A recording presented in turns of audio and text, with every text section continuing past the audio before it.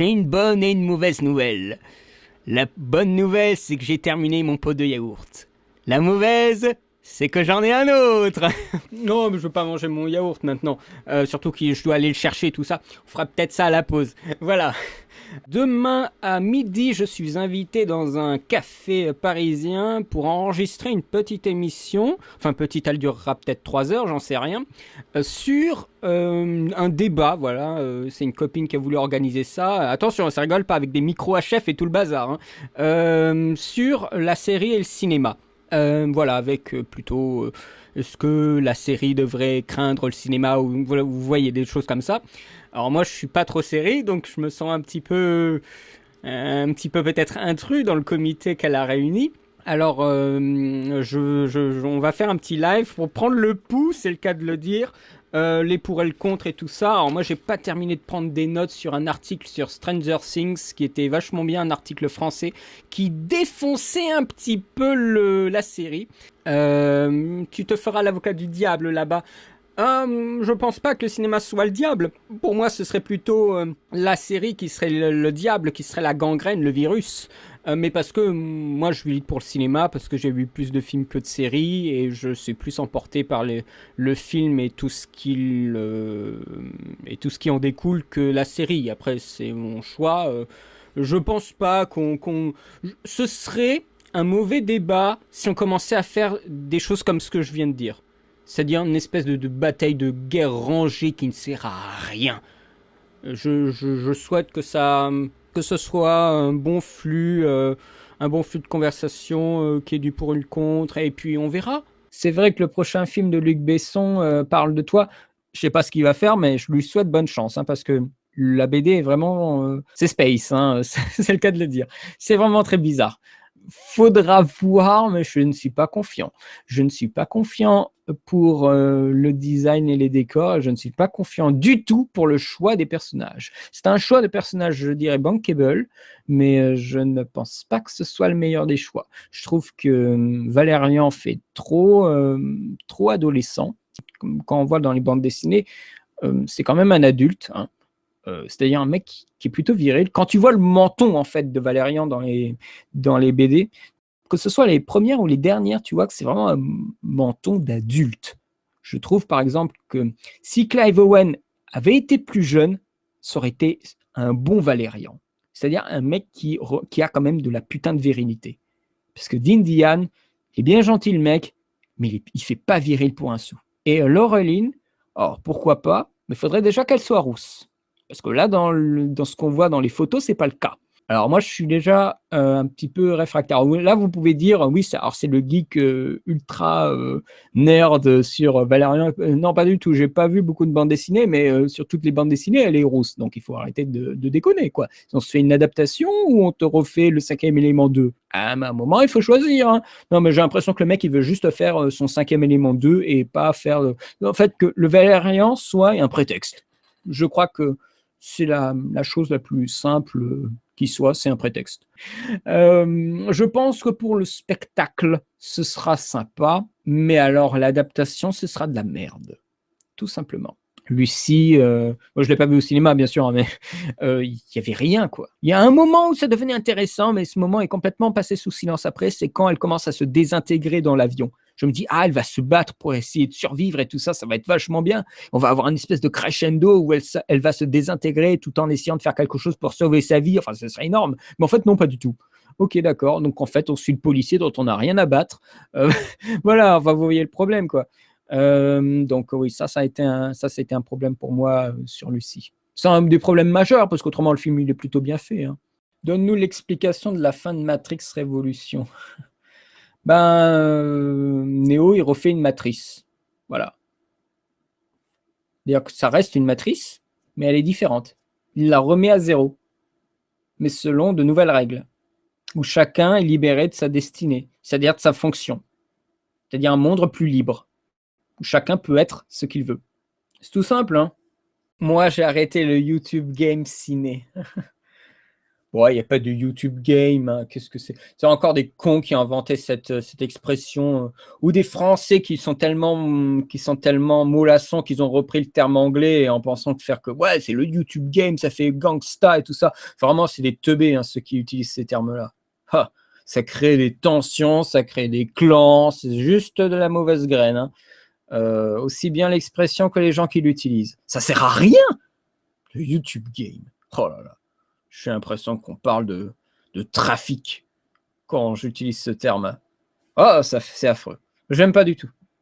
Dès que je peux, dans une critique, vous parler d'un autre film, pour faire peut-être un parallèle, tout ça, là, je vous ai parlé de Jason Bourne, et juste après, je vous ai parlé de Ennemi d'État, dans laquelle je vais aussi vous parler de conversations secrètes. Faut créer une chaîne, faut créer un réseau, parce qu'un film, il n'est pas juste là tout seul en train de faire « Ah, je suis un film !» Non, un film fait partie d'un réseau, fait partie d'une tendance esthétique, soit il est influencé, soit il influencera, et aussi dans les scénarios, dans les personnages, on a vu des choses dans d'autres films. Il ne faut absolument pas hésiter à parler des films qui entourent celui qu'on est en train de critiquer pour donner envie au spectateur de plus s'interroger, de le remettre dans son contexte, d'aller voir d'autres films qui peuvent peut-être les intéresser, parce qu'on va dire qu'ils ont aimé le film. Mais toi, tu leur dis, ah, mais il y a cet autre film qui est un peu dans la tendance, tu dis, ah, mais je vais aller voir l'autre film. Et c'est comme ça que ça marche. Et c'est comme ça qu'il y a le réseau. Et il ne s'agit pas juste de parler, ah oui, alors le monde de Dory, mais juste avant, je vais vous parler du monde de Nemo. Non, non, non, c'est de brasser plus large. C'est pas le monde du silence de Cousteau ou d'autres films d'animation qui se passent sous l'eau. Il faut monopoliser sa filmographie, tout ce qu'on a vu dans d'autres films, parce que sinon on oublie aussi. Ça, c'est un grand problème. Quand tu as vu tellement de films, bah, tu en oublies. Et si tu les convoques jamais, ces films, bah, ils vont rester dans l'oubli. Après, tu les oublieras et tu auras même oublié que tu les as vus. Et ça, c'est le pire. Pour moi, c'est vraiment très important. Tu as réussi à redonner une durée au blog FR. Non, mais attendez, tu as réussi à redonner une durée. Non, moi, je suis pas du tout connu, hein. Si j'avais 200 000 personnes qui me suivaient, là, tu pourrais dire que, OK, alors là, le podcast audio pur de 30 à 40 minutes, oui, là, j'aurais un putain d'impact. Il y aurait des gens qui pourraient même être tentés de faire des chaînes où il y a aussi de longs formats. Moi, je suis juste un mec avec 5000 abonnés, c'est tout. Enfin, 5000 abonnés, c'est pas mal. Mais bon, moi, j'ai bien compris aussi que sur 5000 abonnés, il y a 500 qui me suivent vraiment hard et il y en a une cinquantaine, peut-être ceux qui sont là uniquement, qui vraiment commentent régulièrement et like la page et des trucs comme ça, hein. Enfin, like les vidéos et des trucs comme ça, hein. Donc, non, c'est pas encore d'impact. Quand j'aurai vraiment beaucoup de personnes, et sûrement ça n'arrivera pas vraiment parce que voilà, c'est quand même un contenu. Enfin, le contenant est un peu de niche, hein, c'est de l'audio, pas de la vidéo. Enfin, en principe, hein, bien sûr, les analyses, vous le savez que c'est de la vidéo. Là, j'aurai de l'impact, mais là, c'est vraiment pas le cas.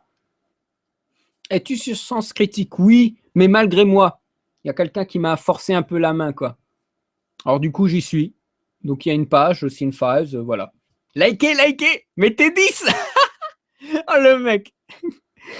Ça me fait penser au Hooper qui se moque des abonnements, qui des fois pendant les lives, il fait un pétage de plomb. Abonnez-vous. Ça me fait marrer ça.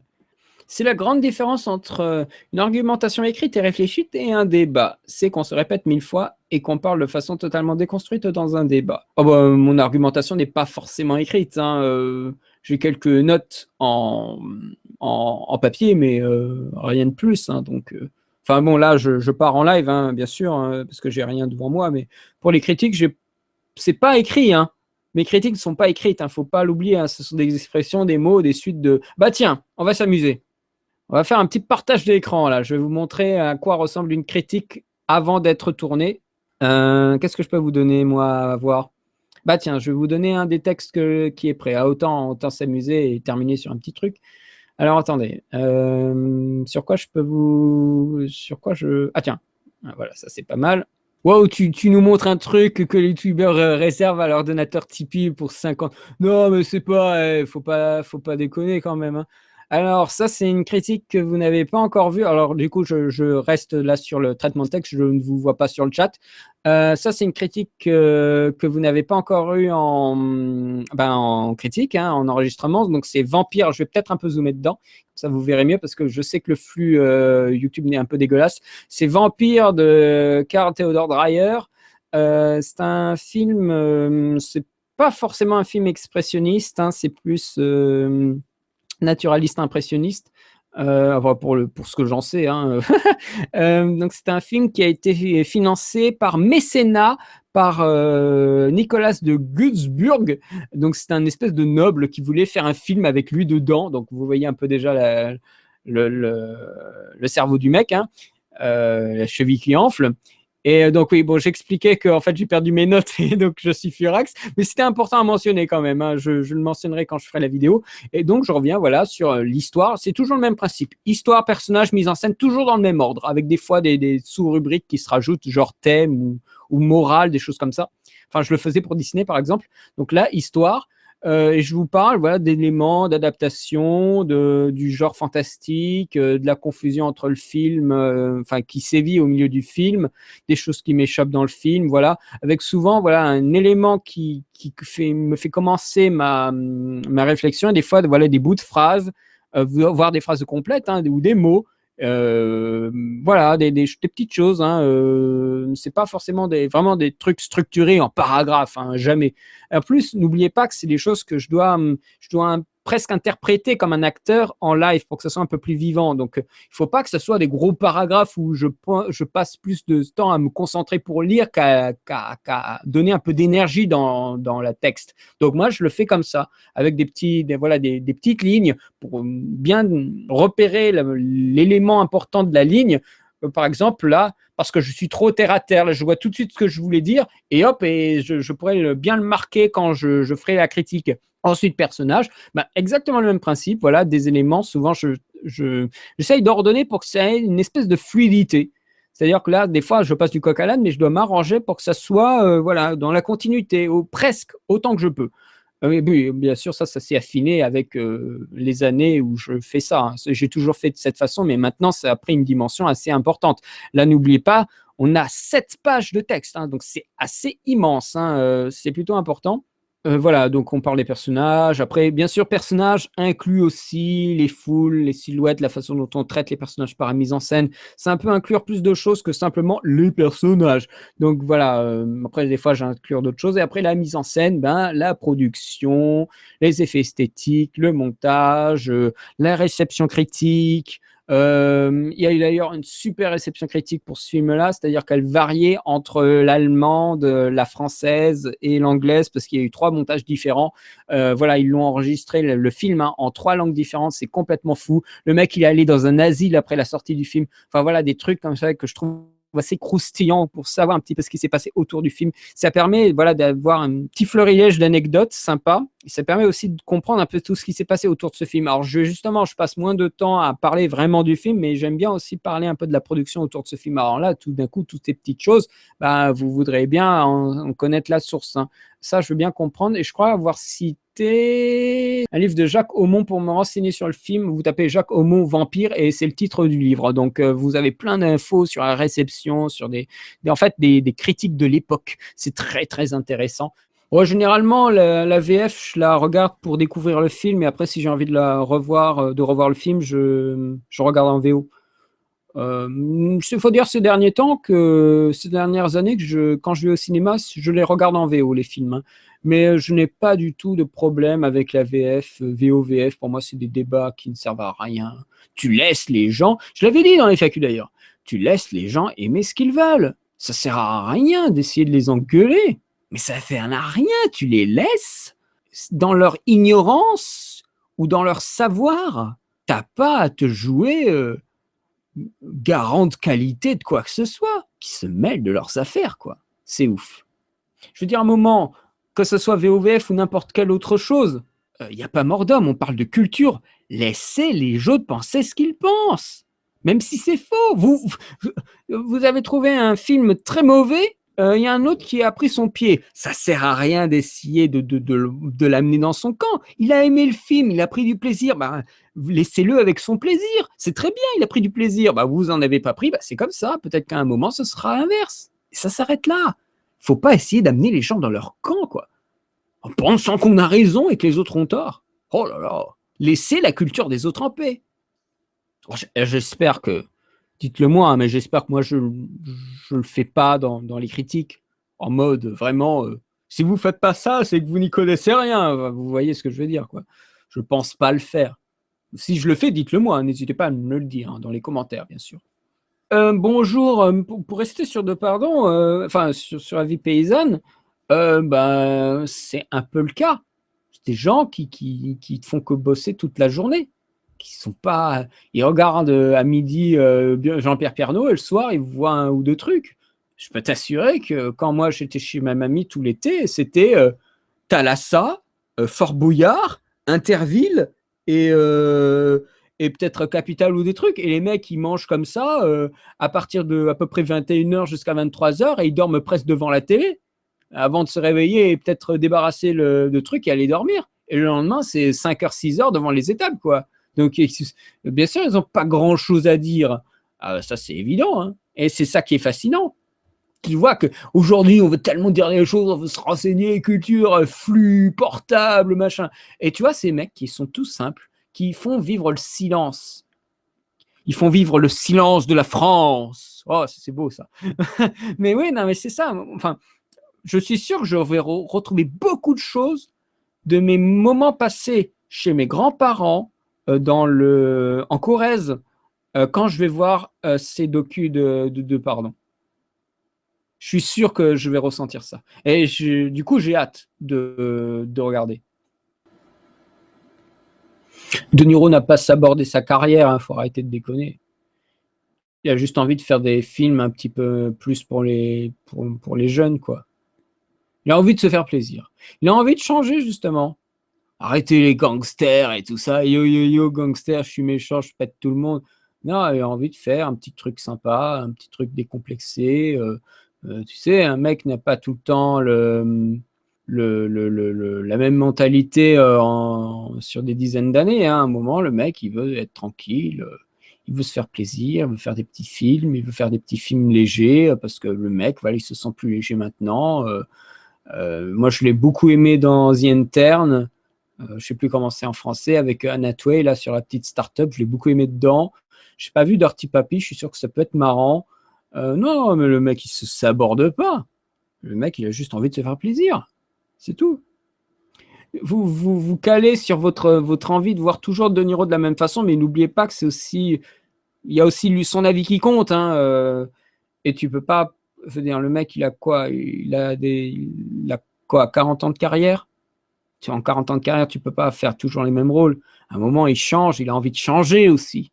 Il y a peut-être une envie de changer aussi de sa part. Faut pas oublier ça. C'est pas que c'est nul, Dirty Papi. Je l'ai pas vu, mais je suis sûr que c'est une comédie. On va dire que c'est une comédie standard. C'est pas, enfin, c'est une façon de dire que c'est nul, mais non, en fait, non. C'est juste qu'il faut essayer de le prendre pour ce que c'est.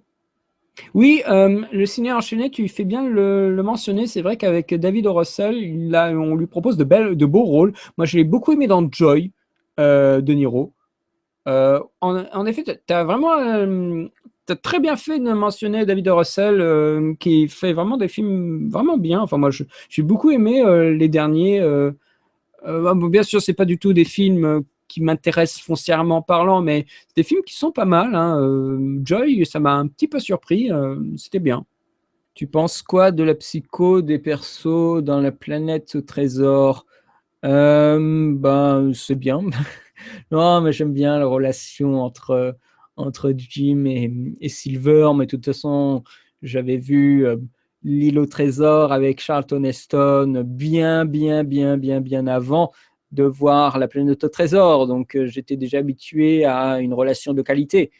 Donc, voilà, ça s'arrête là, hein. J'aime beaucoup cette relation-là, comme, comme si Silver voyait en Jim le fils qu'il n'a jamais eu et le mec qui déborde d'énergie alors que lui, il a une jambe en moins, et le gars qui peut être aussi manipulable facilement, mais finalement qui se laisse pas faire. Et cette audace de Jim fascine Silver, qui lui, ça le rappelle peut-être à lui quand il était petit. Donc moi, je trouve qu'il y a vraiment quelque chose de super agréable à faire dans la relation entre les deux. Tu sens que Silver veut vraiment le prendre sous son aile, et veut respecter aussi la fourberie de Jim quand il fait une espèce de pirouette là dans le film, dans le téléfilm, à Silver et à tous les autres marins. Et justement, Silver est tellement euh, what the fucké qu'il refuse que les autres pirates touchent à Jim, donc à Christian Bale. Christian Bale et Charlton Heston dans le même film. Il n'y a pas plus culte que ça. Hein.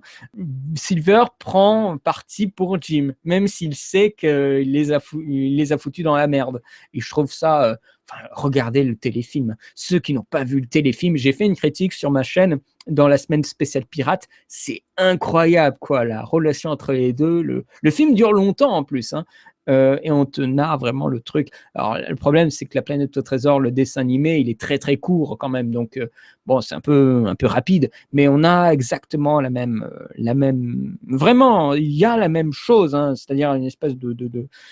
J'aime beaucoup utiliser le terme stimulé, mais je trouve qu'il y a vraiment ça. Hein. Il y a un stimuli entre les deux, il y a une espèce de flux qui s'auto-alimente entre les deux personnages dans la relation. C'est magnifique. Hein. Que ce soit le film ou le dessin animé, c'est vraiment très réussi. Je n'ai pas vu la version de Disney des années 50, je crois. Je ne l'ai pas vu encore, mais je pense que ça peut être très réussi. Le problème, et je l'avais déjà souligné, c'est que la version de Disney, Jim Hawkins est vraiment un gamin, un petit enfant. Alors, je ne sais pas comment ils vont gérer ça, mais je regarderai peut-être la version de Disney quand j'aurai le temps. Ton duo avec Anto d'État Critique, c'est un peu mort, non? Ouais, s'il veut pas la faire, moi je m'en fous. Hein. Moi j'ai mon texte de prêt. Hein. Je sortirai la critique, ma version de toute façon, mais lors d'une semaine spéciale, parce que c'est un sujet qui peut entrer dans, on va dire, dans une catégorie particulière. Mais je trouve que Jack Sparrow est un excellent personnage de cinéma. C'est une vraie création de cinéma. Et ça fait du bien de voir des nouveaux persos. Après, des choses comme, vous savez, Terminator, des choses comme ça. Et dans les années 2000, on a un personnage de cinéma créé de toutes pièces, incarné, mais tu peux pas trouver un autre acteur pour le jouer, par un Johnny Depp en folie. Voilà, Jack Sparrow, moi, ça me fait rêver. J'ai vu tous les films Pirates des Caraïbes au cinéma. J'ai adoré le deuxième. Ouais, le deuxième, c'était incroyable. Et le troisième, c'était aussi une espèce d'apothéose complètement délirante. Ouais, voilà, moi j'aime beaucoup aussi Pirates des Caraïbes. Un bon film d'aventure comme on n'en fait plus, hein, c'est vraiment le cas.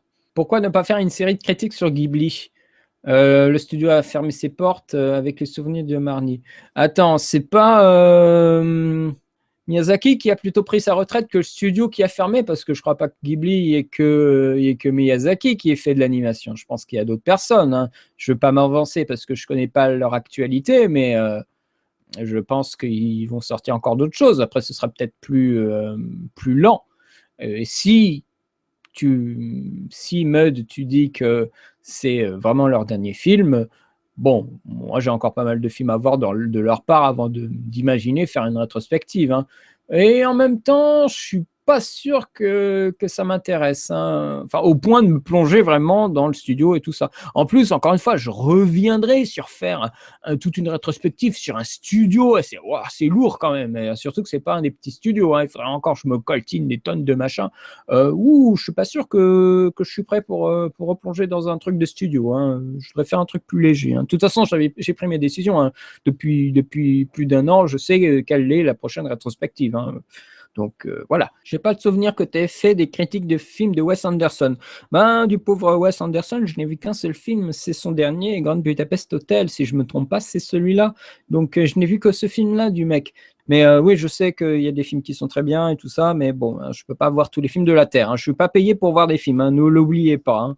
Je ne gagne aucun pognon avec ma chaîne. Rien n'est financé. Je fais pas de Tipeee, tout ça. Donc, moi, à un moment, je dois prendre du temps pour faire autre chose que regarder des films et en faire des critiques. Hein. Donc, voilà. Surtout que maintenant, Sushi, je pense, je sais pas si tu es une nouvelle personne sur la chaîne, mais tu vois un petit peu comment je procède pour les films. Hein. C'est pas une critique de 5 minutes. Hein. Donc, moi, je dois prendre le temps, tu sais, de voir un peu ce qui est dit sur les films, de me documenter si je peux, enfin dans la mesure du possible, ça prend du temps, donc tu sais, ça, voilà, ça prend du temps, c'est un peu pénible. Et du coup, un mec que je connais pas du tout, je pourrais dire de la merde, donc il faut que je m'enseigne encore plus, ça peut me faire beaucoup, beaucoup de pages à lire, et ça prend du temps, et je voudrais pas bâcler en fait mon avis sur le film, donc encore une fois, quand j'ai quelqu'un que je ne connais pas, il faut vraiment que je vois tous les films, pour être sûr de savoir à peu près de quoi je parle. Enfin, dans l'absolu, bien sûr, dans l'absolu. Je le fais jamais, hein, mais dans l'absolu, c'est. Bon, pour des gens aussi élégants dans leur mise en scène, ce serait dommage de se vautrer complètement. As-tu aimé le film 10 000? Tu veux dire 10 000 BC de Roland Emmerich? Alors, est-ce que je l'avais vu au cinéma? Je crois que oui. C'était un moment d'égarement. Oh, j'aurais bien aimé, mais je l'ai un peu oublié. C'est dommage qu'à la fin, ça se barre en couille avec un espèce de truc Égypte à la Stargate. Bon, je trouvais que c'était un peu pas nécessaire, hein, mais c'était sympa. C'est une bonne tentative d'essayer de représenter le monde préhistorique. Bon, bien sûr, ça ne vaut pas la guerre du feu, qui est peut-être un peu dans une moindre mesure, moins spectaculaire, avec pas de mammouth ou des gros machins comme ça, mais je trouve que c'était une bonne tentative, hein. Tous les films sont des tentatives de faire quelque chose, hein. Après, il y en a qui réussissent ou plus ou moins leur tentative. Tu aurais le courage de voir Nymphomaniac? J'ai vu Nymphomaniac, mais je ne l'ai pas vu au cinéma. C'est ça toute la différence. Pour moi, je vous le rappelle, aller au cinéma, c'est un acte économique. C'est-à-dire, je crois dans le projet, je le finance en donnant de l'argent. Bien sûr, c'est le prix du billet au T de 10%, au T de 45%, mais pour qu'après les 45% qui restent environ vont dans la poche du producteur, donc du film. Mais non, pas ce sujet-là. Moi, ça ne m'intéresse pas, donc je ne vois pas pourquoi je devrais financer un film comme ça. Tout simplement. Voilà. Moi, je n'ai pas beaucoup d'argent. Quand je vais au cinéma, je veux donner de l'argent pour des films qui sont en théorie, susceptible de me plaire, ou en tout cas de me divertir. Voilà. Si j'avais plus d'argent, je tenterais plus de choses, évident, voire même je prendrais un abonnement. Voilà. Mais pour l'instant, ce n'est pas le cas, donc je sélectionne mes sorties. C'est, je pense, et vous pouvez le comprendre, une façon de voir la consommation du cinéma en salle tout à fait justifiée. Les gens qui ont un peu plus d'argent, ils peuvent se prendre un abonnement et regarder tous les films qu'ils veulent toutes les semaines. Moi, ce n'est pas le cas. Attends-tu la suite de Ange et Démon? Oui, j'ai envie de croire. Mon Ron Howard, généralement, ne me déçoit pas, même s'il y a beaucoup de gens qui trouvent que voilà, c'est pas bien, que ça fait qu'on ne ressent pas grand-chose, que ça, c'est pas à hauteur. Enfin, voilà, bon, ça sert à rien de discuter avec ces gens-là. Enfin, si, on peut discuter pour savoir à quel point ils ont tort et à quel point j'ai raison, hein, n'est-ce pas? Mais enfin, de discuter pour te rendre compte que les autres, ils ont leur avis et que tu as le sien, donc ça sert à rien de discuter. Enfin, au bout d'un moment, voilà, tu te dis qu'en fait, il y a des conversations qui sont complètement stériles. Donc, en fait, tu vas pas discuter avec ces gens-là. Toi, tu avais bien aimé le film, bah ouais, bah voilà, tu n'as pas besoin d'essayer d'être compromis dans ton avis. À un moment, mais c'est vrai, à un moment, il faut se poser aussi des questions sur à quoi ça sert de discuter avec les gens sur des avis de films. Donc, bon, non, mais j'ai eu une petite anicroche, non, on va dire anicroche, un petit accrochage avec quelqu'un sur Facebook à propos de Au cœur de l'océan. Après, je me suis rendu compte en fait que ça sert à rien de discuter avec les gens par rapport au film. Ah, t'aimes pas? Bah, tant mieux pour toi, voilà. Moi, j'ai pris du plaisir devant le film et puis ça s'arrête là, quoi. La conversation, elle a duré une seconde, quoi. Non, mais à un moment, bon, il faut arrêter de déconner, hein. Que ce soit pour mon cas hein, que pour la personne en face. Je n'ai pas beaucoup d'attentes parce que je ne sais pas le sujet, et c'est très bien d'ailleurs. Et j'espère que je serai un peu surpris, que ce sera une espèce de thriller de recherche, que ça va me faire plaisir. Voilà. Tu penses quoi de Spectre? J'étais assez déçu. Je dois bien vous dire, franchement, j'étais sur le point de faire la critique, mais il y a eu le Bataclan et j'ai pas pu aller au cinéma au bon moment. Et après, ça a pris un peu de retard et j'ai pas pu du coup. Alors, il y a des trucs qui sont pas mal avec Spectre, surtout Batista. Je trouve, enfin Batista, Dave Bautista, le mec, il a un charisme de ouf, mais de ouf, vraiment méchant, il est incroyable. Mais c'est complètement bâclé. C'est quand même dommage. Ouais, le film est un peu décevant. Et pourtant, il y a des bons passages. Il y a des putains de bons passages. Mais il y a des problèmes, quoi.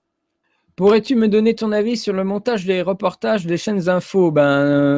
J'ai pas besoin de le faire. Usul l'a fait à ma place dans son dernier Mes chers contemporains sur Pujadas. Excellente vidéo et il te montre assez bien comment la télé fonctionne dans les reportages. Ça, c'est vraiment un contenu qui était bon, hein. Les séries télé peuvent-elles supplanter le cinéma? Alors moi, ça me fait déjà un petit peu rire. Je pense Cyril, voilà, je suis désolé pour ce que je vais dire, mais j'ai vu Tree of Life de Malik il y a pas très longtemps, et je pense qu'on peut toujours se brosser pour que ce genre de film, ce genre de cinéma puisse être gangréné ou supplanté par quoi que ce soit. La série doit être beaucoup plus pratique.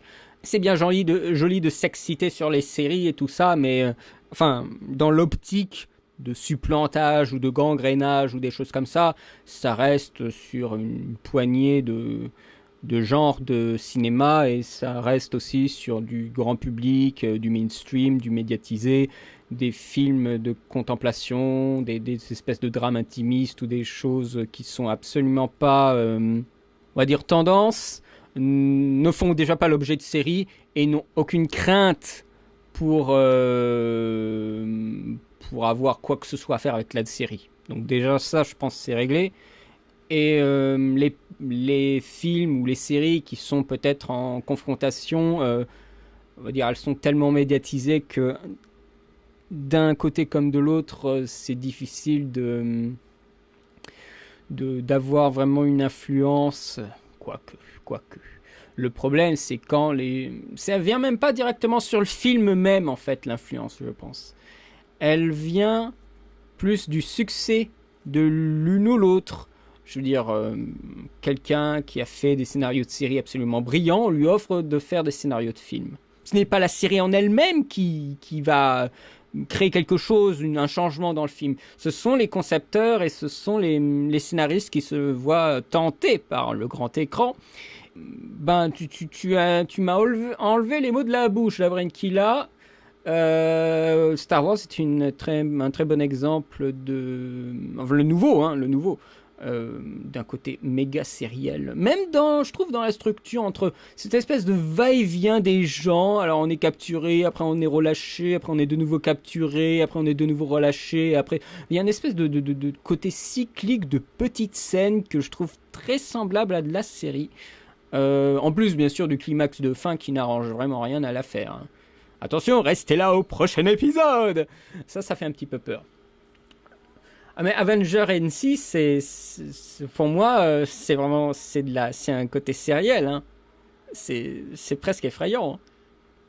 X-Men est plus ancien et a moins cette empreinte, peut-être, Elvis, d'une construction sérielle. Elle a été rebootée en quelque sorte, hein, avec de nouveaux acteurs. Donc elle échappe en fait parce qu'elle a été un petit peu, à mon sens, avant toute la tendance.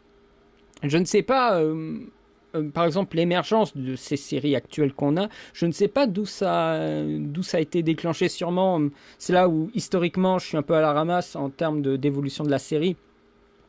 Il faudrait que je revoie des notes et tout ça, mais bon, je sais pas si je vais avoir le temps d'ici demain. Surtout si je suis avec vous, hein. Non, mais je pense qu'il y a une évolution, un basculement, un moment qui s'est fait dans la série et on a eu droit à des séries qui sont maintenant majeures. Je pense à 24 heures, par exemple, qui est... Alors pour le coup, cette série, elle est particulièrement intéressante parce qu'elle joue sur tout ce qui fait une série, c'est le temps. C'est le 24 heures, c'est une série qui travaille le temps. Et je crois que c'est vraiment quelque chose qui est, pour le coup, un élément spécifique de la série. C'est son traitement du temps. Parce qu'elle peut étirer le temps. Parce qu'il y a plusieurs épisodes. On peut faire 24 épisodes, 22, 13, 8. Et avec ça, on peut aussi étendre bien plus que pour un film. On dit qu'un film, voilà, se passe en temps réel et tout ça, c'est difficile. Que 24 heures peut le faire. C'est, je crois, dites-moi si je me trompe, c'est le principe de la série. Ça a débuté en 92 avec X-Files. Le prisonnier, hein, Voilà, le prisonnier quand même. Faut pas. Non, non, X-Files. Non, je pense qu'il y avait des grandes séries avant. Hein, tout ce qui est les Mystères de l'Ouest, Mission Impossible, ça c'est des très grandes séries. Hein. Mais voilà, ce sont des séries qui sont assez formatées. Je sais pas, par exemple, je vais dire. X-Files n'a rien de particulier par rapport aux prisonniers. Le principe, c'est qu'à chaque fois, tu as, on va dire chaque saison, hein, façon de parler, on a une structure globale avec un scénario qui est commun et qui commence au début, qui se termine à la fin, un truc plus global qui englobe le tout, et en même temps, on a des petites histoires. Le prisonnier reste une mini-série. Il a combien d'épisodes? Le prisonnier, je crois qu'il, de mémoire, hein, putain, ça fait longtemps, mais il n'y a qu'une seule saison du prisonnier. Oui, mais X-Files n'a pas... Le prisonnier a un fil conducteur. C'est le mec qui veut sortir d'ici. X-Files a aussi un fil conducteur, mais il y a aussi des petites histoires, je vais dire sur 80%. Moi qui ai terminé la 4e saison de Buffy contre les vampires, c'est exactement le même principe. Alors du coup, tu me dirais que... Lionel, tu me dirais que Buffy contre les vampires saison 1, c'est une mini-série? Non, c'est de la série. C'est juste qu'il y a moins d'épisodes. Voilà. Parce que la première saison de Buffy contre les vampires, elle n'avait pas 22 épisodes. Hein. Valérian, son éternel combat contre la série télé. Non, c'est pas un éternel combat. C'est juste que ça me gaffe que les gens se branlent dessus, quoi. Il y a tellement de sperme sur la télé que je peux même pas voir Cyril Hanouna. C'est pas possible, ça. Voyons. Alors, ça revient à un petit point que j'avais marqué un peu plus loin, c'est que j'ai l'impression que justement qu'il y a cet engouement incroyable de la série, que les gens sont déçus par les films qu'ils voient au cinéma et préfèrent se réfugier dans la série. Ça, je crois que c'est peut-être un premier point. Et vous êtes beaucoup à commenter, c'est pas facile de vous suivre. Hein. Et peut-être le deuxième point, c'est que par rapport aux années 90, par exemple, aujourd'hui, on a peut-être moins le temps de prendre le temps de regarder un film chez soi. Et on préfère regarder une série, parce que c'est plus court qu'un film de 2h20. C'est leur excuse, et alors qu'ils s'enfilent 3-4 épisodes dans une soirée. Mais peut-être c'est plus facile à eux d'ingurgiter qu'un film entier. Après, on en revient presque à considération sociétale. C'est un peu gros mot ce que je viens de dire, mais là c'est plutôt compliqué. On peut parler de sa propre expérience. Moi je prends le temps de regarder un film, mais au final, maintenant que j'y pense, avant de regarder un film, qu'est-ce que je fais? Eh bien je regarde des petites chroniques sur internet, je regarde Fanta et Bob qui font les cons, je regarde le bazar du grenier, ce qui revient aussi à un temps que je pourrais passer à regarder de la série. Donc en gros il y a des émissions sur le web que je regarde finalement comme d'autres personnes pourraient regarder de la série. Donc en termes de temps passé, je fais un petit peu la même chose que les gens qui regardent de la série. Sauf qu'après, moi, j'enchaîne avec un film. Voire même, des fois, je regarde pas parce qu'il n'y a rien qui m'intéresse. Je passe directement au grand film. Il y a comme le double programme, hein, dans les années 30-40, on a le petit film et après le grand film. Donc, il fonctionnait comme ça avant. Les séries jouent uniquement sur notre consommation, notre addiction. Ça, c'est vrai, Arnaud, que la série doit fonctionner... Enfin, elle a déjà le but de narrer, mais elle a aussi l'obligation de nous rester, de nous accrocher, quel qu'en soit le prix. Quel qu'en soit le prix esthétique, narratif, ou même des personnages. Tout d'un coup, au beau milieu d'une série, il y a un personnage qu'on croyait mort qui revient. Oh! Rodolphe revient. Qu'est-ce que c'est que ce bazar, hein? Ou des trucs what the fuck, quoi.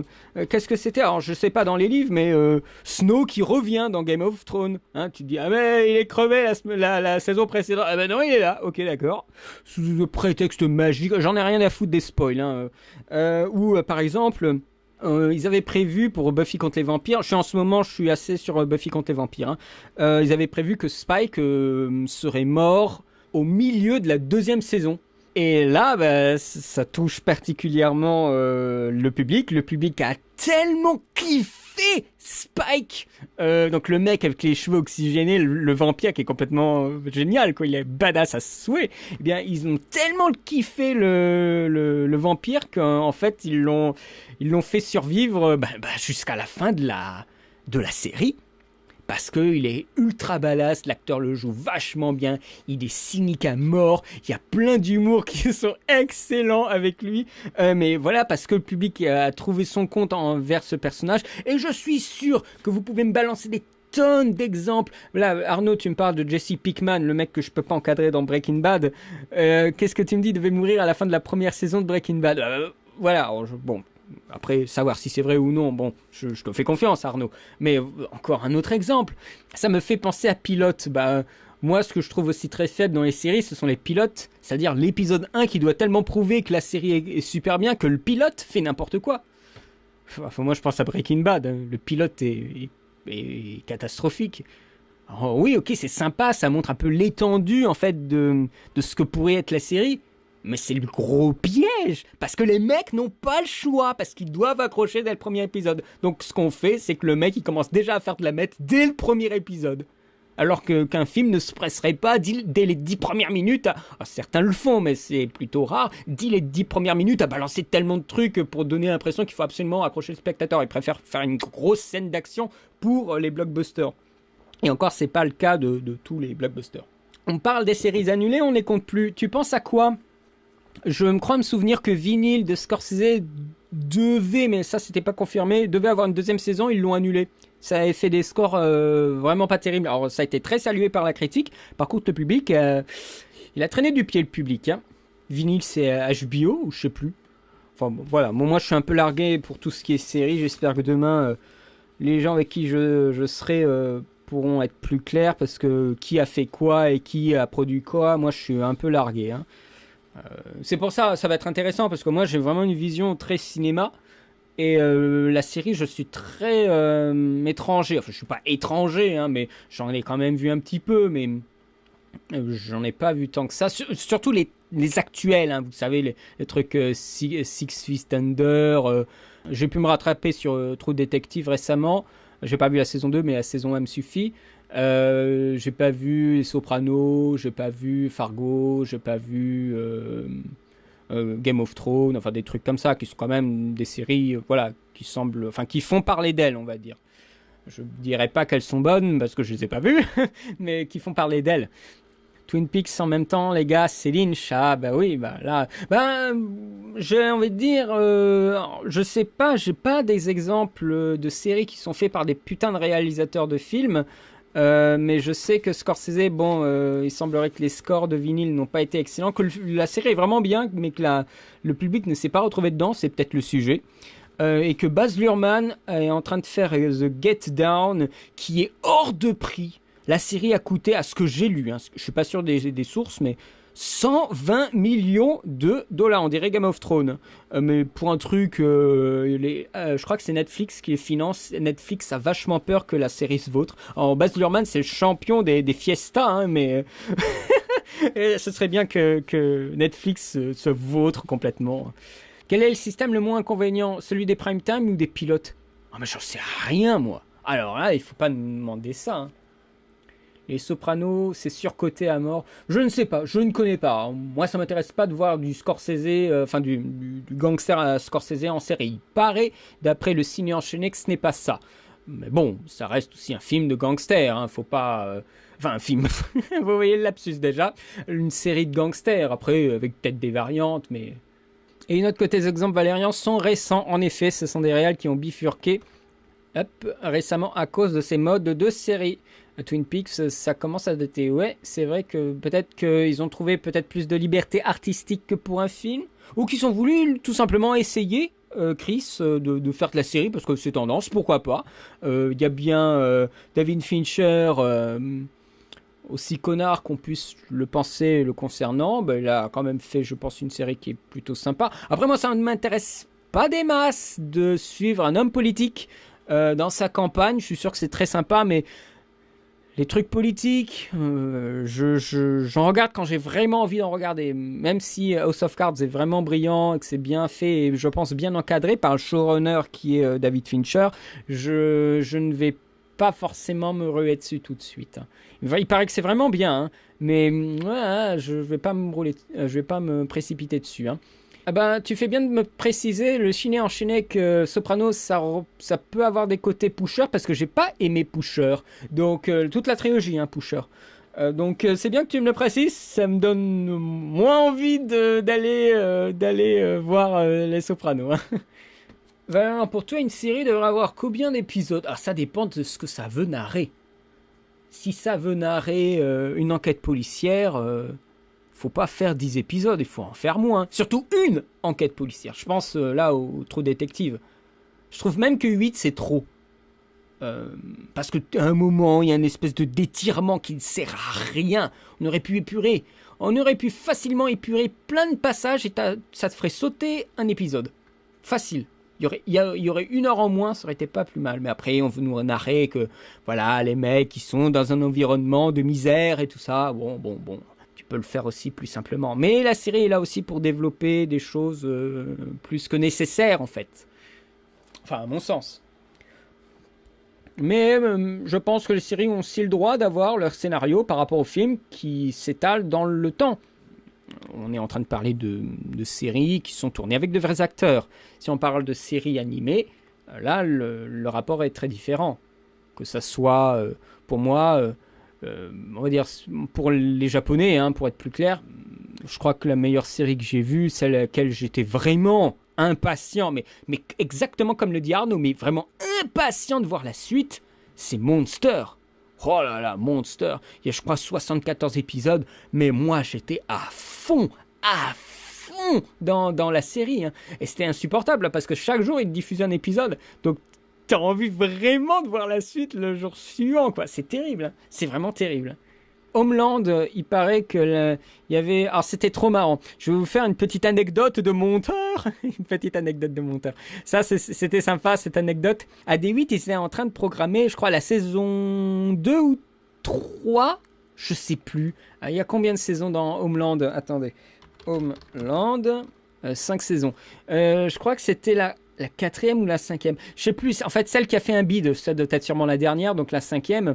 À D8, ils ont commencé à diffuser, je crois, la saison 2. Ou la 3, je sais plus. Et la dernière saison a fait un méga giga bid aux États-Unis. Et du coup, à D8, ils ont carrément, en cours de route, déprogrammé la saison actuelle de Homeland. C'est ouf. Hein, à quel point, vraiment, la série est plus victime, enfin, est plus sensible qu'un film concernant sa survie, en fait, dans le système télé, quoi. On peut déprogrammer une série brutalement. À l'époque, les mecs, ils avaient fait tout un truc de teaser et de bande-annonce, mais des tonnes, et d'un jour à l'autre, blam, ils ont tout arrêté. Alors bien sûr, le monteur, il a été payé et tout ça. En plus, bon, c'était celui qui était en fixe, donc c'était bien. Mais c'est terrible. Rares ont été les fois où un film a été carrément directement déprogrammé d'un cinéma. Bien sûr, il y a des cas complètement extrêmes comme... Made in France de Kounen, je crois que c'est Kounen, avec le truc de terroriste. Ouais, bah là c'est sûr, il y avait le Bataclan, quoi. Donc là tu pouvais pas, quoi. Ou Charlie Hebdo, je sais plus à quel moment. Alors là tu pouvais pas, c'était pas possible. Et des fois tu entends que les Chinois ils déprogramment des films pour faire passer leurs gros films à eux. Ça on peut comprendre. Et encore, c'est le système chinois. Mais en France, aux États-Unis, on n'a pas l'habitude de faire ce genre de pratique. Alors qu'à la télé, pas de souci, on peut couper ça. Il y a pas. La série, c'est pas important. Hein.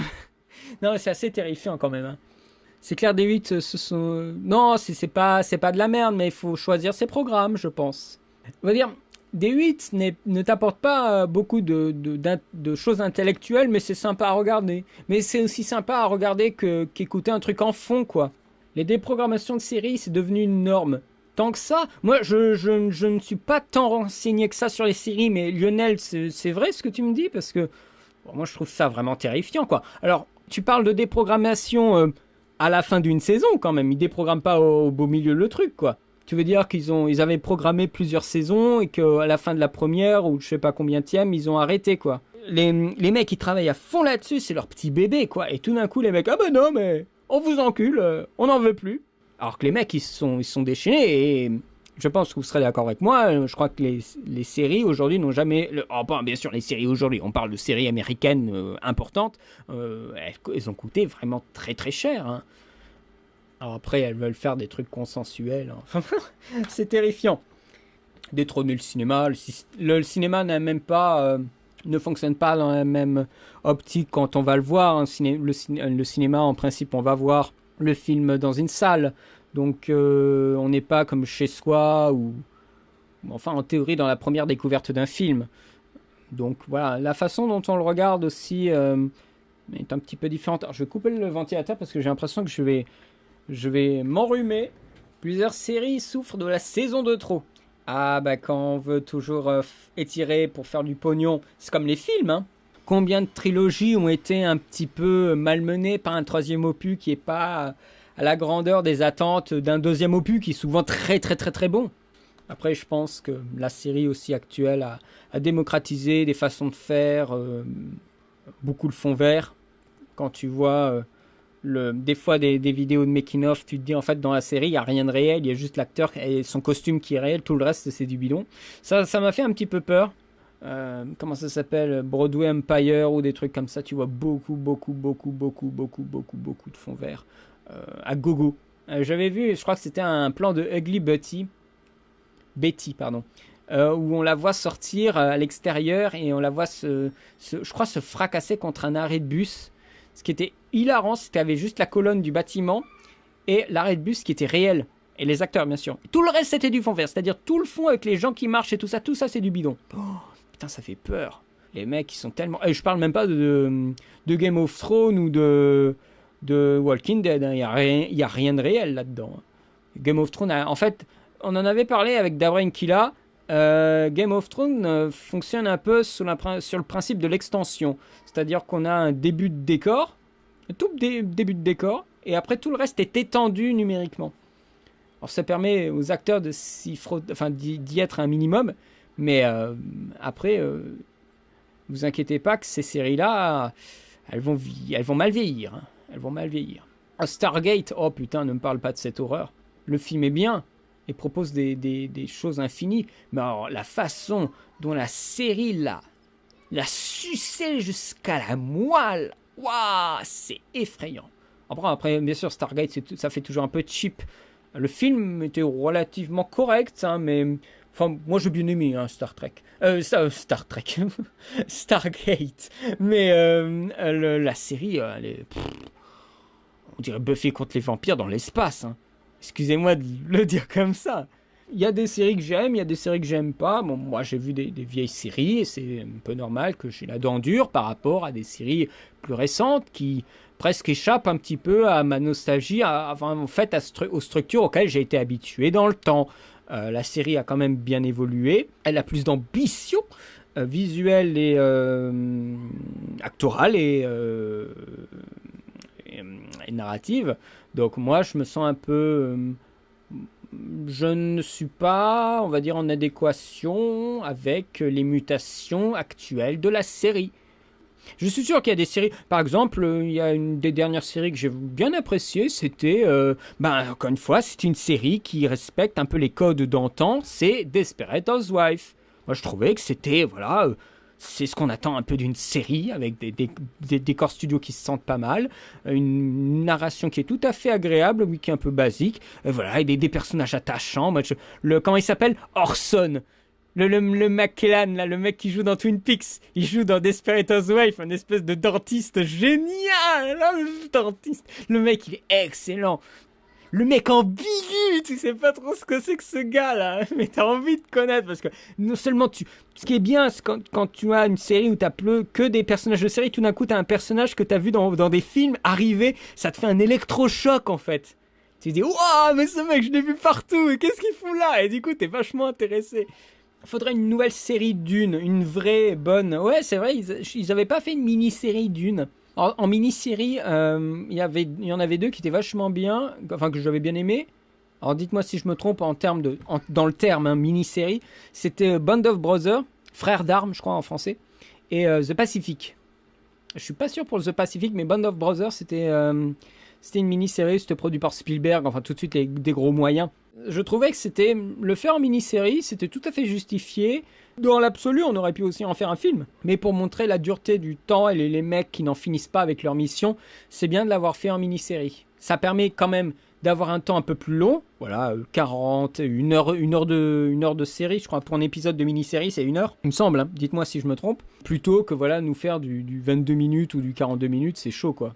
Daredevil, non, je n'ai pas vu. Il paraît que c'est bien, mais bon, Daredevil, je suis pas forcément fan de ce personnage, donc je ne me presserai pas. Comme beaucoup de séries sur des héros de comics, hein, Constantine, Flash, Zero, et je sais pas quoi encore. Je suis plus traditionnel, je devrais dire. Il y a des trucs qui m'intéresseraient, mais The Strain de Del Toro qui m'intéresserait. Après, il paraît que c'est pas très bien, mais voilà, le truc un peu fantastique, ça me ferait plaisir. Mais il faudrait aussi que je regarde Oz, la série Oz. Après The Wire, je crois que ce sera autour de Oz. Et il faudrait de toute façon que je revoie aussi tous les X-Files. J'ai vraiment plus beaucoup de mémoire concernant les X-Files parce que c'était un peu la période où je commençais à regarder la télé, donc j'ai de vagues souvenirs. Mes souvenirs commencent à devenir un petit peu plus précis quand il y a Robert Patrick qui a débarqué dans la série. Là, j'ai commencé à bien suivre. Mais avant, tout ce qui se passe avant, j'ai été complètement... j'ai complètement loupé. Ah, voilà, maintenant que vous me remettez The Strain, maintenant ça me revient. En fait, c'est la série des Wachowski que je voudrais regarder. Pour plus les effets visuels aussi, comment ils se sont démerdés pour le faire. Il paraît que c'est sympa. Je ne crie jamais oh chef-d'œuvre et tout ça parce qu'on n'est jamais à l'abri d'une fausse attente. Hein. Et tout d'un coup, tu y vas avec des Sense8. Voilà, merci Elvis. Tu attends des trucs de fou parce que tout le monde t'en parle comme étant le messie des séries. Hein, et on a bien vu ce que ça donnait quand j'ai vu The Breaking Bad. Hein. Et True Detective du coup aussi. Hein. C'était sympa, voilà, True Detective c'était bien, mais bon, je trouvais ça tellement long pour ce que c'était, avec des espèces de relances à 2 balles. Ah mais en fait, le méchant, c'est pas le bon. Oh là là, putain, mais vous pouvez pas trouver autre chose au niveau de scénario. Alors là, c'est vraiment la vieille relance, hein, des films policiers de seconde zone. Hein. Alors ça, quand j'ai vu ça, je me dis non mais je sais pas, il va y avoir un autre twist. Ah non, j'aurais presque plus apprécié que ce soit un des deux policiers qui soit le commanditaire des meurtres et qu'il l'oublie parce que le mec il s'est pris de la drogue. Enfin, je sais pas. Moi quand il m'a sorti ça et en plus que ça se confirme. Encore si c'était une fausse piste, en fait le mec il se crée des faux coupables, un peu comme dans Memento. Tu te dirais ah bah c'est cool, mais en fait non, le mec il trouve vraiment l'autre criminel, en plus dans un final un final de confrontation qui est moisi. Tu dis ah ouais ok, trop détective. Oh là là. Ok. Breaking Bad, ouais moi j'étais très très déçu par la fin et il y a une saison à faire en moins quoi. Quand on me force presque l'identification à de connards, c'est difficile de réagir autrement que par le mépris et l'envie que ces mecs soient arrêtés ou qu'ils se fassent tuer.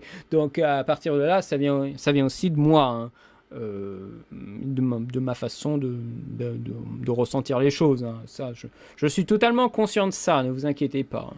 Tu devrais te mater The Fall, série anglaise avec Gillian Anderson, très bonne. The Fall, pour moi, c'est d'abord un film. Hein. N'est-ce pas dans Brankilla? The Fall. J'ai beaucoup aimé les visions des Scaflons, je les ai vues récemment, je les ai revues. J'ai beaucoup aimé le potentiel que nous présente la série d'animation Jumanji. C'est-à-dire que dans le film Jumanji, on nous montre jamais ce qu'il y a dans le jeu. Jamais. Donc quand tu imagines la terreur, la folie de cet univers. Et la série Jumanji, quand il y a Peter et Judith qui rentrent dans Jumanji et qui vont voir Paris, il se rend compte d'un univers mais qui est complètement malade avec Ibsen, Arthur Slick, Van Pent, voilà, que des malades, que des fous, des dangers à tous les instants. Et je trouve que cette série est vraiment... elle montre un potentiel de l'univers qui est délirant et du coup que tu voyais pas en film, tu voyais à peine. Bien sûr, c'est une interprétation d'un studio d'animation à part, on s'est bien compris. Voilà, Alan Parrish, merci Elvis. C'était Alan Parrish. Avec voilà des personnages. Et à la fin de la saison, il y a une vraie fin d'épisode, quoi. Qui est pas forcément, c'est pas le meilleur des épisodes, mais il y a des épisodes qui sont vraiment malades. Il y a un épisode, je me rappelle tout le temps de cet épisode, il est génial. Encore une fois, c'est un épisode unitaire, mais il est cool. C'est quand il y a Alan qui arrête pas de mourir, il y a Judith et Peter qui arrêtent pas de remonter le temps pour trouver toujours une astuce pour faire survivre leur ami, et à chaque fois ils meurent d'une autre façon dès qu'ils doivent revenir, et c'est comme en fait Die and Retry. C'est génial en fait comme dynamique. Moi j'ai beaucoup aimé.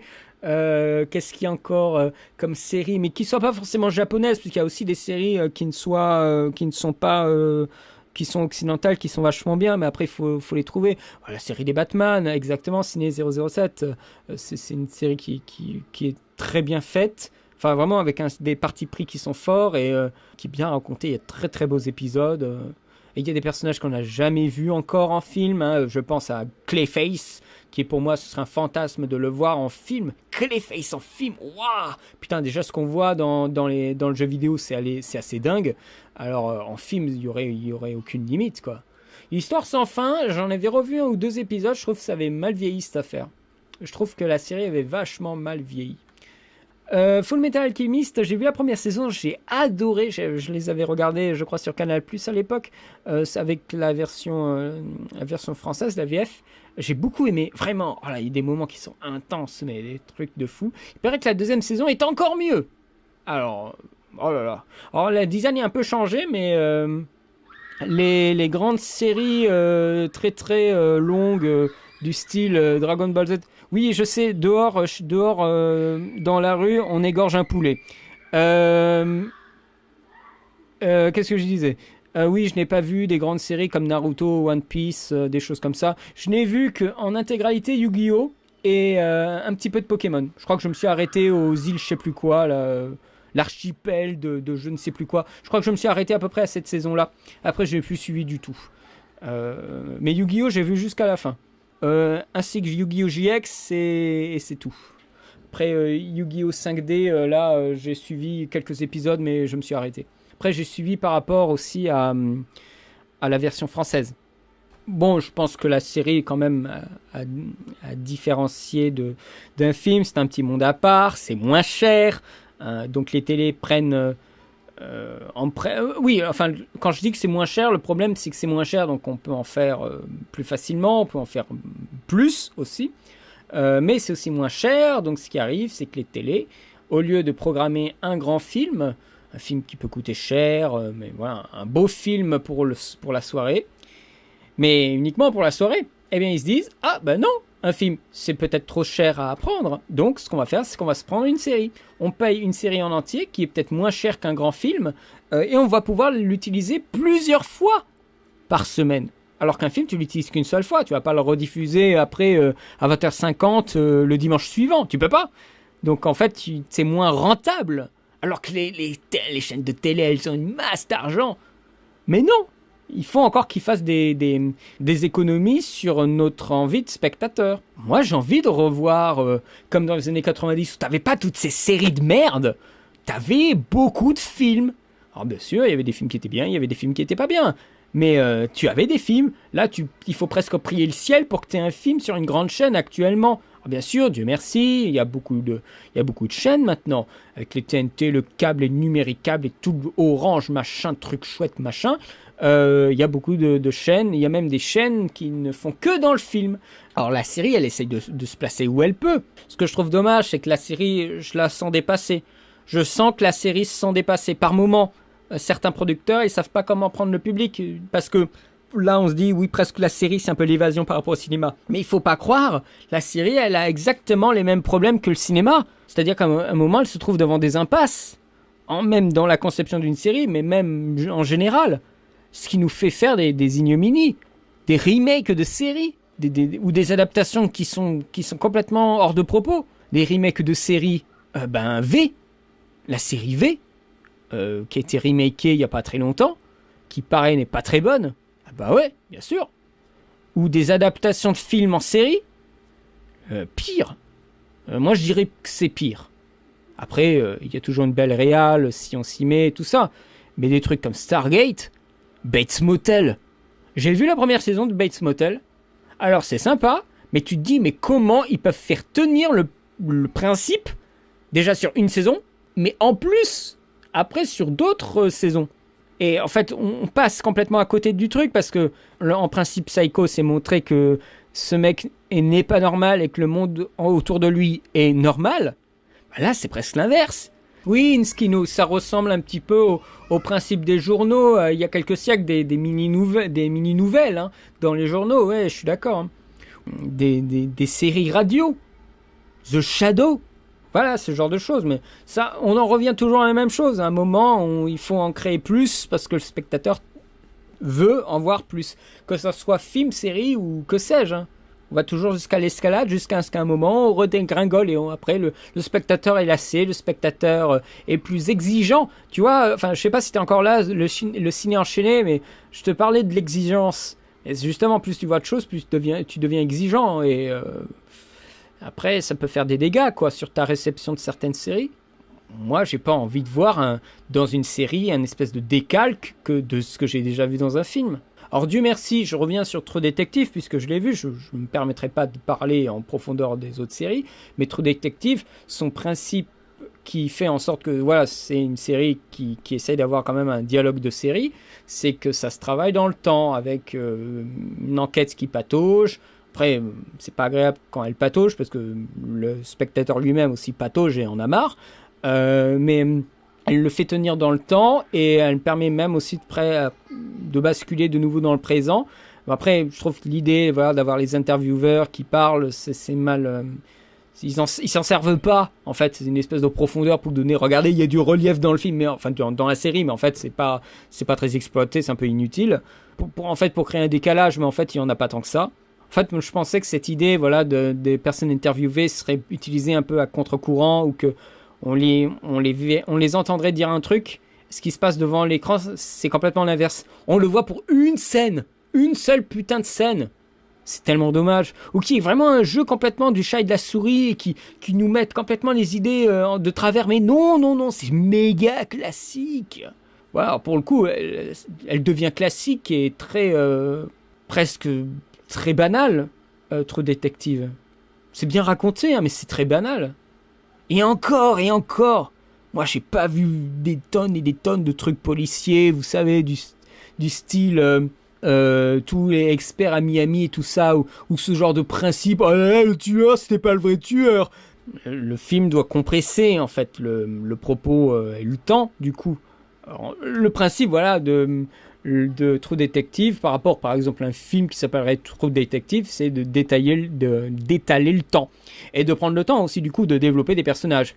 Et putain, Dieu merci que les personnages sont interprétés par des acteurs de film, parce que si c'était interprété par des mecs de série, je sais pas ce que ça donnerait, mais ça donnerait de la merde, hein. On n'a pas à comparer la série et le cinéma qui sont des médias différents avec leurs propres codes. Le problème, c'est qu'en ce moment, tu vois une mutation aussi bien d'un côté que de l'autre. Ils se gangrènent mutuellement, aussi bien les scénaristes de séries qui font de la merde pour les films, que des mecs qui croient qu'ils pourront faire mieux avec de la série qu'en faisant du cinéma et qui se vautrent, ou qui alors font exploser le budget de la production. Baz Luhrmann, je pense, a complètement fait littéralement... exploser le budget qui lui a été consacré pour The Get Down. Hein. Je pense pas que The Get Down devait coûter à la base 120 millions de dollars. Hein. Je ne pense pas. Non, mais le problème, voilà, c'est qu'il y a cette modification. Et pourquoi ? Je pense que c'est à cause des spectateurs. Tu disais dans ton live précédent que Buffy était une vraie série comparée à True Detective. Ah oui, voilà.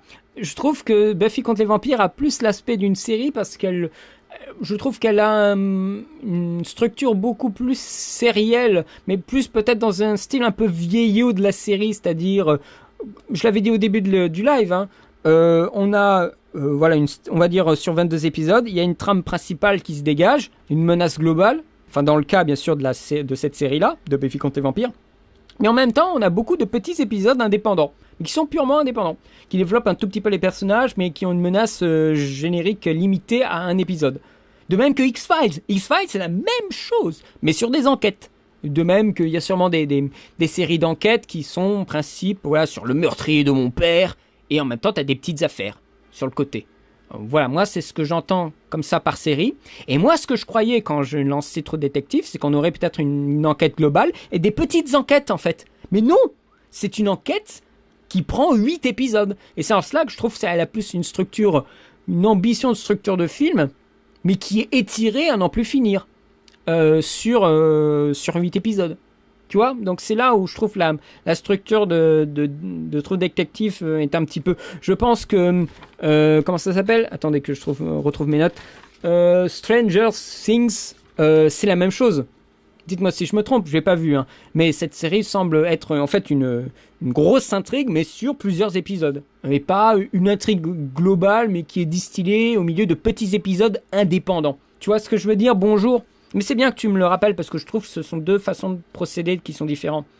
En fait, tu n'aimes pas la série feuilletonnante. Tu veux dire la série qui suit. C'est peut-être que je n'y suis pas habitué. Je devrais peut-être formuler comme ça. Je suis beaucoup plus friand peut-être des... t'as vu les exemples que j'ai cités, les exemples où tu peux voir un peu la série, plein d'épisodes un peu indépendamment, sans être happé par la suite. Tu vois, on parlait justement, Arnaud parlait d'addiction. Parce qu'il nous faisait l'addiction, c'est de vouloir absolument savoir ce qui se passe après. Or, avec les séries de type comme Buffy contre les vampires ou X-Files, t'es pas pressé, en fait, parce que t'as des épisodes unitaires. Donc t'es pas complètement fou de « Oh là là, putain, il faut absolument que je voie la suite !» Non, pas du tout. Donc je trouve que c'est presque plus sain, en fait. Après, je ne sais pas. Dites-moi, alors, les mecs qui regardent beaucoup de séries, dites-moi, est-ce qu'aujourd'hui, on fait encore ce genre de structure de série ? Dans les séries comiques. Ah, d'accord. Ouais, peut-être que ça se destine peut-être un peu plus pour ces formats-là. Mais je suis sûr qu'on peut faire aussi autrement pour d'autres genres de films, enfin de séries. Putain, les lapsus, hein, ça y va fort. On parle d'addiction, après en termes aussi de jeu d'acteur, ce n'est pas la même chose, la même façon de procéder entre un acteur de film et un acteur de série. Un acteur de film doit beaucoup plus compresser ses sentiments et doit faire peut-être paraître plus de choses par rapport à la série. On prend plus de temps de distiller les choses, on a plus de temps, au scénario on a tout son temps. Et on a plein de scènes pour développer le personnage, donc les choses sont plus distillées, on a l'impression qu'ils sont plus poussés. Après la grande erreur que je trouve que beaucoup de gens font, c'est qu'ils commencent à plaquer des lectures de films sur des conceptions de séries. C'est-à-dire que les mecs, ils ont vu 375 séries, ils vont commencer à juger les films comme ils jugent des séries. Et je trouve que c'est assez horrible. Dans la série, ce sont les scénaristes les stars. Au cinéma, c'est le réal la star. C'est un petit peu rapide, mais il y a un petit côté vrai là-dedans. Le showrunner, en fait, celui qui a vraiment créé les personnages, oui, lui, c'est vraiment le big boss, et c'est lui qui fait l'attrait de la série, ça c'est sûr. Au cinéma, c'est souvent le réal, et moins le scénariste. Il y a des scénaristes qui sont un peu mis en avant, mais franchement pas tant que ça. Alors que dans les séries, c'est vrai que les scénaristes sont particulièrement mis en avant. Après la série, ça cristallise notre nouvelle perception des fictions en univers éclatés, je pense. L'exemple des films de super-héros me semble pertinent. Et c'est pareil avec les jeux vidéo. Ça permet aussi de faire des séries qui se consomment plus vite. Pourquoi les séries tout d'un coup explosent et il y en a partout et tout le monde en parle, tout le monde les regarde. C'est que ça correspond aussi à un rythme du spectateur actuel. Je veux dire, à l'époque, on se faisait des péplums de 3h30, il n'y avait aucun problème. Maintenant, voici pour te sortir un film de 3 heures, un grand spectacle de 3 heures. C'est très compliqué, à moins de s'appeler Spielberg, Nolan ou James Cameron. Hein. Tu peux pas. C'est très difficile. Et ben maintenant, les gens, ils veulent du court. Quand ils veulent de la série, ils veulent des choses qui se consomment vite. Et je parle de consommation. Je suis d'accord avec Arnaud quand il parle de consomme et d'addiction. C'est vraiment ça. Hein. Les réels sont interchangeables en TV. Probablement, je ne suis pas sûr de cela. Oui, tant qu'à faire, oui, j'en ai cité quelques-uns, mais il y en a d'autres, hein, bien sûr. Breaking Bad, stylé. Dans chaque épisode, tu as au moins 4 minutes d'ouverture et de fermeture de porte, hein, excuse-moi. Voilà, à part quelques moments, je n'ai pas trouvé Breaking Bad très, très intéressant au niveau de la réal. Avec des moments faussement cool, c'était affreux. Le problème des séries, c'est qu'elles dépendent généralement beaucoup de leur succès. Là, on en revient aussi un peu pour le cinéma, c'est la même chose. Hein. Si un film a du succès, on va peut-être essayer... Déjà, ça permettra au réal d'avancer dans sa carrière, et après, ça permettra éventuellement de faire des suites. Donc, on en revient un peu à la même chose. Hein. Ça amène à la conception de saga, par exemple. Et ça amène aussi...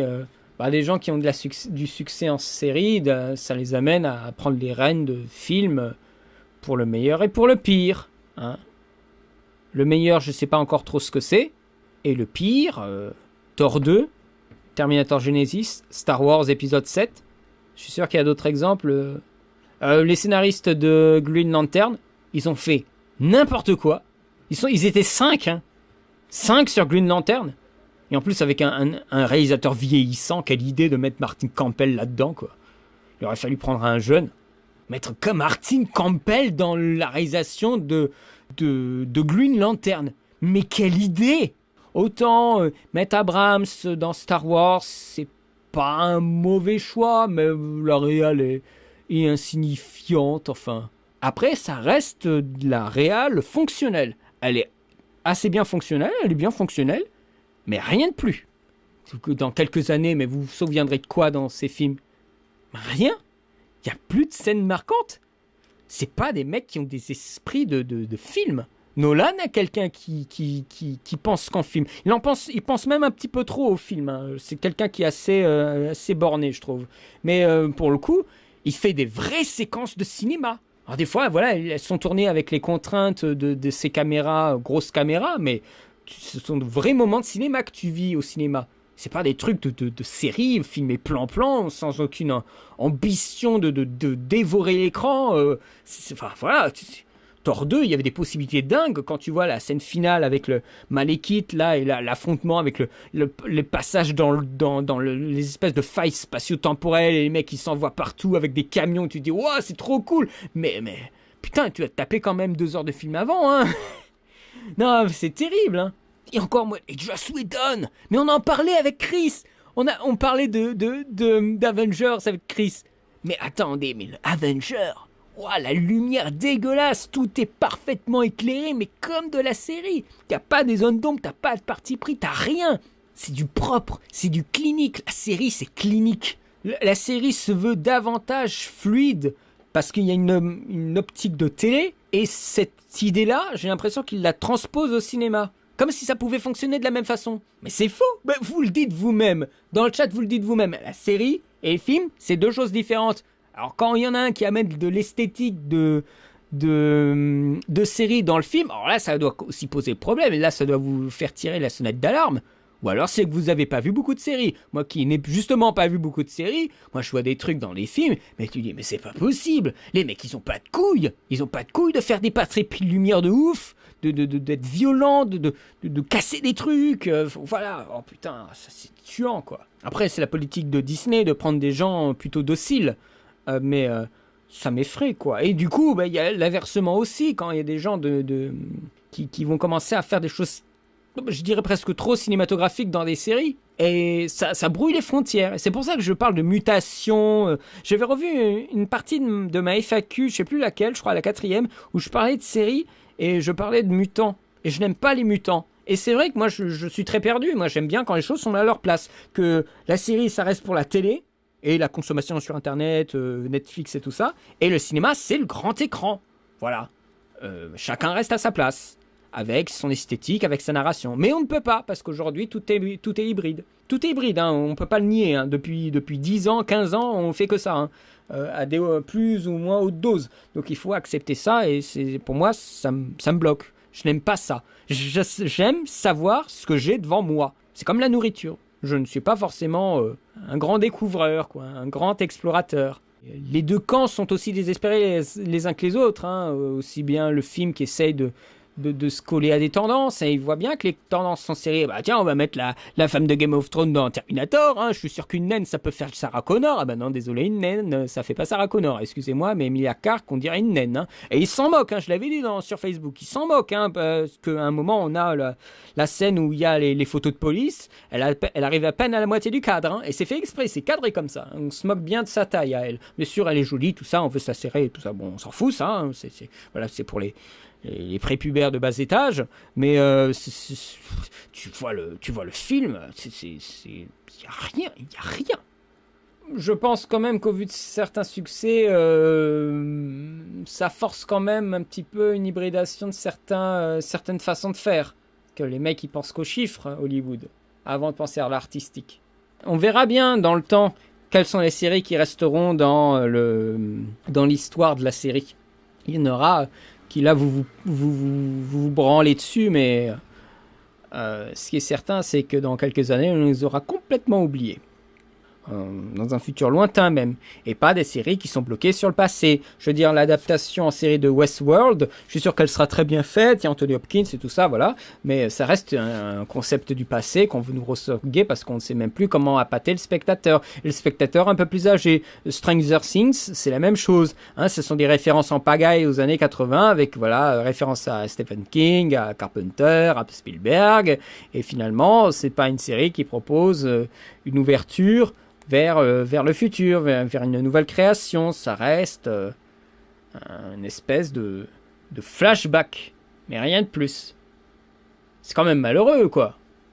De tout ce que j'en ai entendu parler, c'est que c'est une référence à la Goonies. Ouais, excuse-moi, on n'a rien vu de différent avec tout ce qu'on nous refourgue aujourd'hui. Hein. À un moment, il faut accepter que voilà, il y a une période qui est passée et qu'il faut la passer, quoi. Et ça, on a du mal. Hein. Et ça, pour le cinéma, c'est exactement la même chose. Hein. Tous ces remakes, ça appelle du pied. Ça appelle du pied. Mais c'est consternant, quoi. Le prof, tu dis qu'il faut dire qu'il y a beaucoup plus de séries qu'avant. C'est pourquoi elles sont moins marquantes sur le long terme, car on la remplace par une autre série. Peut-être aussi qu'il y avait tout autant de séries. Cependant, Internet médiatise beaucoup plus. On a peut-être plus l'impression de tout ce qui se passe par Internet. Avant, il n'y avait pas. Donc on avait que ce qu'on voulait bien nous montrer. Je crois que plus aucun film n'arrive à véritablement prendre une place dans le cinéma, dans notre culture, comme l'a dit... Non, mais ça c'est particulièrement faux. Je pense qu'il y a des films... je veux dire déjà, The Dark Knight en 2008, on a déjà vu une descendance aujourd'hui. Donc ça, par exemple, c'est un film qui se place dans le patrimoine. Matrix, c'est placé dans le patrimoine. Avatar, c'est placé dans le patrimoine. À des échelles peut-être plus modestes, il y a quelques films indépendants qui sont particulièrement bien placés aussi dans le patrimoine. Il faut juste laisser le temps faire. Mais il y aura toujours des films qui se placeront bien. Si tu les vois à l'influence, tu les vois tu t'en parles encore 5-10 ans après, quoi. The Dark Knight, on en parle encore aujourd'hui sans aucun problème. Alors que le film date de 2008, hein, et plus que 2 ans, ça fera déjà 10 ans. C'est assez monstrueux, quoi. Et ce sont des films qui arrivent à tenir le temps aussi. La culture de la nostalgie, oui, c'est une force et c'est en même temps une grosse faiblesse. Non mais Lionel, je dis pas le contraire, je suis sûr qu'il y a beaucoup plus de séries aujourd'hui qu'avant, mais il y a aussi une médiatisation qui se fait, qui est beaucoup plus impressionnante qu'avant. Mais je suis totalement d'accord avec toi, hein. Il y a énormément, il y a beaucoup plus de séries aujourd'hui. Hein. J'ai vu récemment quelques trucs là, des machins on dirait tous des clowns, quoi. Scandale, Girlfriend Experience, Housemaid. Tu dis, oh, c'est que pour le cul, ça. Qui se souvient des dessous de Palm Beach? Avec mon frère, on s'est tellement marré sur ce titre. Les dessous de Palm Beach. Oh là là. J'ai vu la série Rome, d'ailleurs. J'ai beaucoup aimé. La première saison, en tout cas. J'ai pas vu la deuxième. Est-ce que c'est bien pour un réal de faire ses preuves dans le monde de la série? Bah, il peut faire ses preuves dans le monde de la série. De toute façon, il faut bien qu'il fasse ses preuves à un moment. Donc, s'il a l'opportunité dans une série, il va pas commencer à dire « Ouais, non, moi, je fais que des films. » Ça, c'est pour les mecs qui ont plein de fric. Hein. Ceux qui n'ont pas de fric, ils y vont. Hein. Enfin, bon, voilà. Pour la série, voilà ce que j'avais à dire. On a fait un petit peu le tour. C'est cool. Là, c'était un petit live pour me mettre dans le bain pour demain. Je ne sais pas du tout à quelle sauce je serai mangé. Je sais que Cyril est quelqu'un de très très gentil. Donc je suis sûr que les personnes qu'elle a invitées sont des gens tout aussi gentils. C'est juste que moi, je suis pas à l'aise. Merci Ilvis de me demander ça. C'est juste que je suis pas à l'aise avec la série. Donc j'ai peur de dire de la merde parce que je sais que ce sera enregistré. Vous m'aurez peut-être à l'écran... dans quelques jours après, un truc enregistré. Donc ça, il faudra regarder sur Facebook. Hein. Je ne pourrai pas la distribuer sur YouTube. Mais il faudra regarder le Facebook. Si la vidéo me plaît, si ce que je dis, ça me plaît, je la partagerai sur Facebook. Sinon, elle sera dans les méandres. Il faudra aller la chercher de votre propre chef. Bon, moi, je crois que je dégouline assez comme ça. Il est 23h30. On va s'arrêter là. Je vous remercie de m'avoir suivi. Ça fait très très plaisir d'avoir aussi bien des habitués que des gens qui me découvrent. J'espère que ça vous aura plu. J'espère que ça aura été sympathique. Alors je sais, ça a l'air un peu vide parce qu'il n'y a pas de musique de fond et tout ça. Mais voilà, c'est un petit live brouillon, un live un peu spontané. Hein. J'ai quand même eu l'idée à 15h de l'après-midi. Hein. Ça, ce qui est pratique, c'est quand on a un setup plutôt bien rodé, ou en tout cas on ne change pas beaucoup de choses. Ça permet d'aller parler assez rapidement et de faire des choses assez rapidement. Le live s'améliore à chaque fois. Oui, le live a des petites techniques et tout ça. Là, le chat est suffisamment grand pour que vous puissiez le voir. Donc ça, je pense, c'est déjà un problème de régler. Quand on fera le prochain live officiel, je pense qu'il y aura plus de problèmes. Je regarderai en téléchargeant le fichier au maximum, si on lit bien ce qui se passe. Déjà là, en 360p, j'arrive à peu près à lire ce qui se passe. Donc je pense qu'il n'y a plus trop de soucis à ce niveau-là. Voilà. Donc je vous remercie. Je vous laisse avec Pinhead et sa musique du diable. Je vous remercie et je vous dis à très bientôt. Merci encore d'être passé. À très bientôt pour de nouvelles vidéos. Allez, salut!